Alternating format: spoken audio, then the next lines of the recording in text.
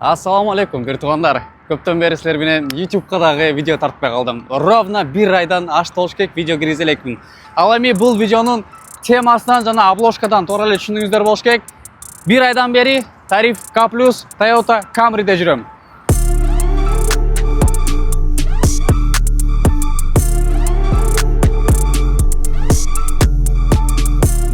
Негизи Тариф К+да иштеп жүргөндөн бери сменаларды полностью тартып берейин деп аткам да. Бир күндө канча заказ кылам, кандай адекваттуу, неадекваттуу пассажирлар түшүп калат, кайсы райондорго барам, эмне болот, эмне болбойт, ошолорду тартып берейин деп аткам. Бирок таксиде көп жылдан бери жүргөнүм үчүн, блогто да көп жылдан бери жүргөнүм үчүн бул тема, бул контент уже элге ясный, эл билет. Именно Camry боюнча өзүмдүн ощущенияларымды, өзүмдүн эмоциямды айтып кетейин силерге. Андан мурда туугандар, силерге Бишкектеги бир туугандарым үчүн 45 секунддук реклама, эксперт таксопаркын сунуштап кетейин. Бул таксопарк рынокто 9-10 жылдан бери жүрөт. Демек, ишеничтүү парктардын катарын толуктайт. 3 түрдүү комиссиясы бар. Биринчиси бул суткасына 55 сом. Жана ал сиздер жумушка чыккан күнү гана алынат. Жумушка чыкпаган күнү алынбайт. Экинчиси бул жана подработка кылгандар үчүн жакшы. Ар бир заказдан 2% комиссия же болбосо ар бир заказдан 4 сомдук комиссия. Кимге кимиси туура келсе тандап иштей бересиңер. Акча чечип алуу жагынан эч кандай маселе жок. 24/7 диспетчердик колдоолор дагы бар. Анан такси үчүн, Бишкектеги бир туугандарым үчүн таксиге чыгам десеңер, лицензия жасап бергенге дагы жардам беришет. Кошулуу дагы оп-оңой. Көрсөтүлгөн телефон номерлерге байланышка чыгасыңар, адистер силерге маалыматты берип туруп, силерди паркка ийгиликтүү кошуп коет. Же болбосо видеонун описаниясында кеңирээк маалымат бар. Ошол жака өтө бериңиздер. Бул 2021 жылкы 2.5 объемдогу Camry. Мен мурун Ариз айдаган эмесмин, К5 айдаган 1 жыл. Анан жанагы китайецтерден Cherry Tiggo же болбосо Exit LX деген машиналарды айдагам. И ошолорго салыштырмалуу бул Camry экен. Эми японец экенине мен көзүм жетти. Бул баягы сырткы көрүнүшү дагы бөлөкчө, анан сырттагы адамдарга, пассажирларга, жанагы алардын көзүнө дагы, алардын кабыл алуусуна дагы бул кичине болсо дагы статус бар экенине көзүм жетти. И плюс сырткы кебет эмне, баягы эле сары Camry, дөңгөлөктөрү Титан, жайкы дөңгөлөктө жүрөм. Трассада өзүнүн алып жүрүүсү боюнча скорости базар жок берет экен. Мен эми автообзорщик эмесмин, туугандар, видеонун башында эле кечирим сурап коеюн. Поэтому хейт көп жазбагыла. И вот, трассада өзүнүн алып жүрүүсү жакшы, скорость жакшы кармайт, трассаны жакшы кармайт, круиз контроль, там комплектациялар полностью иштейт. Обзорчик ерунда болуп атам менен, сразу эле мен көзгө көрүнгөн нерсени айтып деп кете берейин. Ичинен эмне буну айтып деп мактанганда, баягы эле кожаный сиденье, резиновый ковриктер, подлокотник бар пассажир үчүн, аркасы аябай кенен, пассажир кенен отурат. И водительский жагына келе турган болсок, водительский жагында мультимедиа управление бардыгы тоже мынакей ички атмосфераны көрүп олтурасыңар.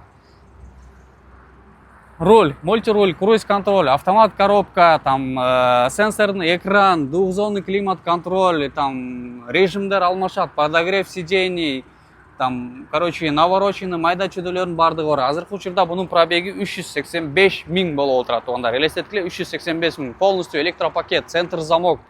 Короче, бардыгы бар. И азыркы учурда мен буну 2800 рубльдан айдап атам арендага, Тариф К+ элестеткиле. Бир айлык акциясы бүткөндөн кийин 3200ден же 3300дөн болуп калат. Шумка боюнча буга өзгөчө, себеп дегенде баягы айткандай эле японец дегенде эле шумка бөлөк. Жана китайецтерге караганда буда мындай жолдо кетип баратканыңда сен менен кошо попутно кетип бараткан машиналар, же болбосо встречный машиналар, же болбосо в целом шаардын ызы чуусу азыраак угулат. Кондиционер жагып аласыңар, сонун кете бересиңер. Музыка, акустика алдагы сонун. Эми Ариза айдагандар көрүп аткан болсо, силер буну баягы Аризаны Camry'нин убийцасы деп атап коюшат экен да в простонародье. Ошого Ариза айдагандар силер Camry менен салыштырат белеңер. Мен салыштыра албайм, себеп дегенде Ариза айдаган жокмун. Ошон үчүн өзүңөрдүн ой пикириңерди комментарийден сөз түрүп жазып койгула. И бир айдан бери иштеп жүргөндөн кийин, Кудайга шүгүр, К+да потолок 20 000ге чейин жапсаң болот экен. Жакшы жаптым деген күнү. А эгерде мындай стабильный кармайм десең, 12, 13, 14 жаап келсең болот экен. Ошонун арасынан примерно бир доход боюнча алып келе турган болсок, арендаң, бензин, тамак ашың күнүмдүк. Ошол расходтордун бардыгын алып турсак, бир 6-7 000 расходун, калган дагы бир 6-7 000 таза чөнтөккө түшөт экен. Ошончо иштесе болот экен. Атак жалкоолонсоңор 7-8-9 эле тегерегинде калып каласыңар. Вот. Машина боюнча в целом мен дайыма машина айдап жүргөндө баягы фаралар слабый болчу да. слабый фаралар менен айтат элем. Экономдо көп жүргөм, ошон үчүн экономдо фаралар слабый.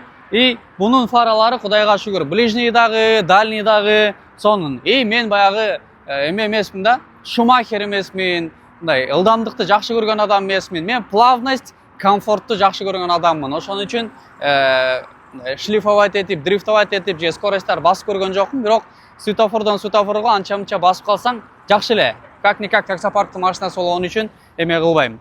Вроде туугандар, бүгүнкү ролигибиз незапланированный эле ролик болуп кетти болуш керек. Мен ошо силерге көптөн бери мындай чыгып, силер менен сүйлөшүп, маектешип, эме кыла элекмин. Бул дагы бир болсо башкача ролик болуп отурат.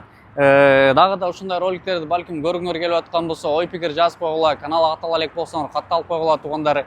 И келечек буйруса, кечээ бир братан менен жолугуп калдык. Мирбек Асанкулов деген таксоблогер, билесиңер, көпчүлүгү тааныса керек. Ошол байкенин BMW-син көрүп калып ооруп калдым. BMW-ге деле бир мындай чыгып бизнес тарифти иштегенче жана BMW-ни деле ощущать этким келип кетти да. Чындап эле мындай өзүнө тарта турган машина экен. Молодежь бекеринен сүйбөйт экен. Вот, короче, туугандар.